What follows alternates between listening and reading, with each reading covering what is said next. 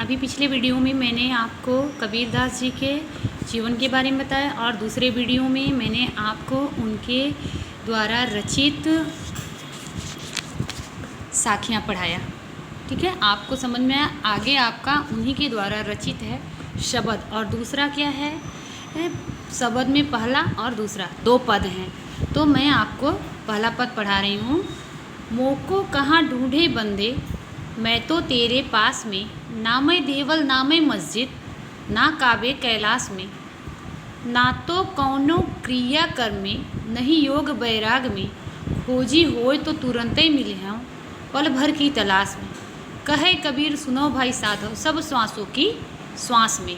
अब आपको इसका अर्थ मैं बताऊंगी, एक एक लाइन का अलग अलग अर्थ। मोको कहाँ ढूंढे बंदे, मुझे आप कहाँ ढूंढ रहे हो। कबीरदास जी कहते हैं मनुष्य के बारे में बताते हैं कि मनुष्य आप मुझे कहाँ ढूंढ रहे हो। मनुष्य ईश्वर को पाने के लिए तरह तरह की क्रिया कर्म करता है कि मुझे ईश्वर की प्राप्ति हो जाए, मुझे भगवान मिले। तो मनुष्य ईश्वर को पाने के लिए तरह तरह की क्रिया कर्म करता है, परंतु उसे ईश्वर के दर्शन नहीं होते हैं, उसे भगवान मिलते हैं ऐसा नहीं है। उन्होंने कहा कि आप मुझे कहाँ ढूंढ रहे हो, मैं तो आपके पास में ही हूँ। मोको कहाँ ढूंढे बंदे, मैं तो तेरे पास में हूँ। हे मनुष्य, तुम मुझे कहाँ कहाँ ढूंढ रहे हो, मैं और कहीं नहीं आपके पास हूँ। ना मैं देवल ना मैं मस्जिद, ना मैं देवल यानी कि ना मैं मस्जिद में मिलूँगा और ना ही किसी स्थान पर, ना मैं किसी मंदिर में मिलूँगा। देवल यानी मंदिर और मस्जिद में, ना काबे कैलाश में, ना मैं कैलाश में मिलूँगा, ना किसी काबे पर मिलूँगा यानी जहाँ किसी मुस्लिम को आप कहते हैं ना मस्जिद जाते हैं, और हिंदू कहाँ जाते हैं, मंदिर जाते हैं। तो मंदिर और मस्जिद में आप फंस गए हो, आप मुझे वहाँ कहाँ ढूंढ रहे हो। मैं तो आपके हृदय में हूँ, आपके आत्मा में हूँ। ना तो मैं कौने क्रियाकर्म में, नहीं योग वैराग्य में, मैं किसी क्रियाकर्म में नहीं हूँ, किसी बाह्य आडंबर में नहीं मिल सकता आपको। मैं आपको योगी बनकर, वैरागी बनकर भी नहीं मिलूँगा कि आप सब कुछ संसार में त्याग दो और मैं आपको मिल जाऊँ। पूरे मोह को, परिवार को त्याग दो, योग कर लो, वैराग्य धारण कर लो, मैं आपको मिल जाऊँ। तो ऐसा कुछ नहीं है, मैं आपको किसी क्रियाकर्म में नहीं मिलूँगा। खोजी हो तो तुरंत मिलो। अगर आप सच्चे दिल से मुझे खोजना चाहते हो तो मैं पल भर की तलाश में आपको तुरंत मिल जाऊँगा, आपके ही आत्मा में, आपके ही अंदर। कहें कबीर सुनो भाई साधो, सब श्वासों की श्वास में। कबीरदास जी कहते हैं जो मुझे सच्चे मन से खोजता है उसे मैं तुरंत मिल जाता हूँ, क्योंकि मैं तो प्रत्येक प्राणी के हर सांस में बसा होता। अन्यत्र भटकने से अच्छा है, कहीं अलग भटकने से अच्छा है, मंदिर मस्जिद में भटकने से अच्छा है, तीर्थ स्थानों में जाने से अच्छा है कि अपने आप को ही आप, अपने अंदर ही आप ईश्वर को ढूंढो। अच्छे कर्म करोगे तो ईश्वर आपके पास है। दूसरा है, संतो भाई आई ज्ञान की आंधी रे। संतो भाई आई ज्ञान की आंधी रे, भ्रम की टाटी सबे उड़ानी, माया रहे न बांधी, हित चित्त की द्वैथूनी गिरानी, मोह बरिंदा टूटा, तृष्णा छानी परी घर उपारी, कुबोधि की भांडा फूटा, जोग जुगति करी संतो भाई, निर्चु चुए न पानी, कूड़ कपट काया की निकष्या, हर की गति जब जानी, आधी पीछे जो जल बूठा, प्रेम हरिजन भीना, कहे कबीर भान के प्रगटे, उदित भया तम खीना। इसका अर्थ है आपका, कबीर ज्ञान का महत्व बताते हुए कहते हैं कि संतो ज्ञान की आंधी आई है। ज्ञान यानी कि आप ईश्वर के प्रति कितने जागरूक हैं, उसकी आंधी आई है। उसके प्रभाव से भ्रम की टाटी, जो हमारे अंदर भ्रम शंका है, उसकी टाटी क्या है, टूट गई है। अब वह माया की रस्सी बंधा नहीं है।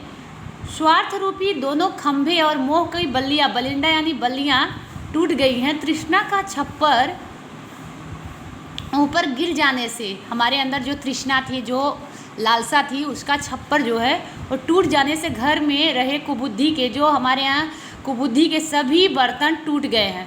जो हमारे मन में ये था भ्रम ना कि ये ऐसे है, मैं कर सकता हूँ, क्या है, भांडा क्या है, वो फूट गया है। जोग जुगति करी संतो बाधी, निर्चु चुए न पानी। संतों ने योग साधना के जो जोग जुगति लगाया, अपना साधना लगाया, उपाय लगाया, से एक ऐसा मजबूत छप्पर बनाया है जिससे थोड़ा भी पानी नहीं टपकता है। संतों के ने जब ईश्वर के मर्म को जान लिया तो उसके शरीर में से समस्त विकार नष्ट हो गए। इस ज्ञान रूपी आंधी के पश्चात जो प्रभु के प्रेम की वर्षा हुई है उसमें सभी भीग गए हैं। ज्ञान के सूर्योदय से मन का अंधकार नष्ट हो गया है। उन्होंने कहा कबीर भान के प्रगटे, भान यानी कि सूर्य जी के प्रकट होते ही उदित भया तम खीना, जो हमारे मन में जो निराशा थी, निराशा की भावना क्या है, वो उदित होता है, हमको हमारे ऊपर प्रभाव डालता है। हम क्या करते हैं, उससे अपना अंधकार जो है नष्ट हो जाता है। जैसे रात को अंधेरा होता है, सुबह सूर्य जी के उदित होते ही अंधकार क्या होता है, गायब हो जाता है। उसी प्रकार तो उन्होंने इन दोनों पदों में यह समझाया कि आप मुझे, पहले पद में उनके कहने का आशा है कि आप मुझे मंदिर में, मस्जिद में, धर्म में, जाति में आप मुझे और कहीं मत ढूंढो, अपने आप में अच्छे कर्म करो, मैं अपने आपके ही अंतरात्मा में आपको मिल जाऊंगा।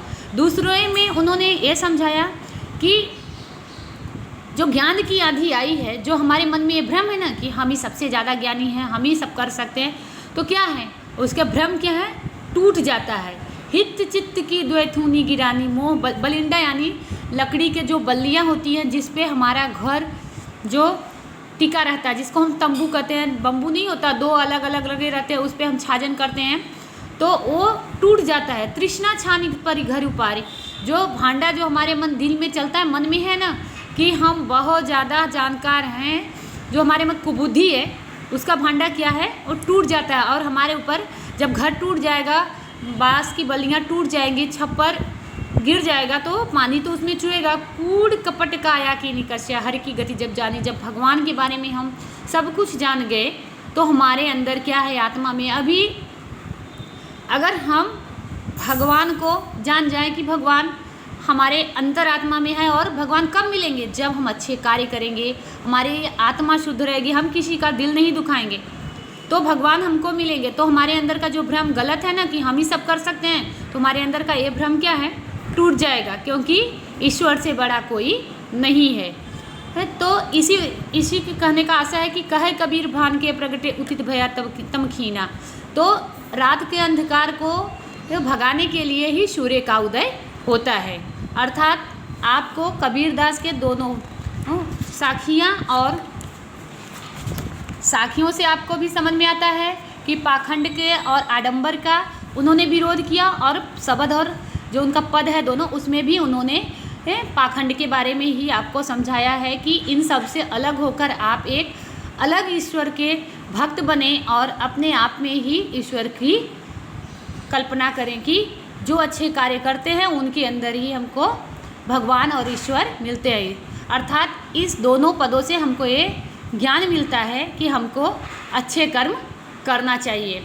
अब आपका दूसरे चैप्टर में दूसरा क्या है,